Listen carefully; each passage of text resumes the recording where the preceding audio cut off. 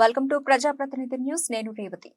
మహేష్ బాబు కథానాయకుడిగా విడుదలైన గుంటూరు కారం సినిమాలో విలన్స్ కు మార్క్స్ లెనిన్ పేర్లు పెట్టి వారి పాత్రలను చెడుగా చూపెట్టడాన్ని తీవ్రంగా వ్యతిరేకిస్తున్నాం. అదేవిధంగా అసభ్యకరంగా రాసిన మడత కుర్చీ బూతుపాటిని తక్షణమే సినిమాల నుండి తొలగించాలని డిమాండ్ చేస్తున్నాం.